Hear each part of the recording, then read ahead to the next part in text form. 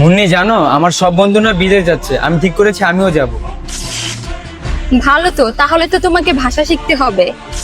এখন থেকে ইংলিশ, আরবি, কোরিয়ান সব শিখবো। আচ্ছা, তুমি কি কোরআন শরীফ পড়তে জানো? না। ভাষা শিখবে, বিদেশ যাবে নিজের জীবনকে সুন্দর করার জন্য।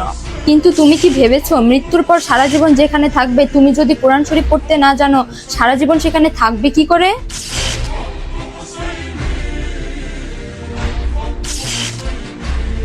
মুন্নি ভাইকে কোরআন পড়া শিখাবে? হ্যাঁ, শিখাবো তো।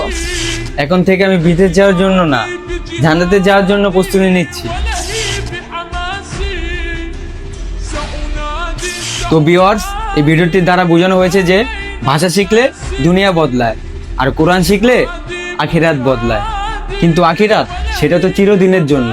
চলো আজ একটা অক্ষর দিয়ে হোক আমরা জান্নাতের পথে হাঁটতে শুরু করি।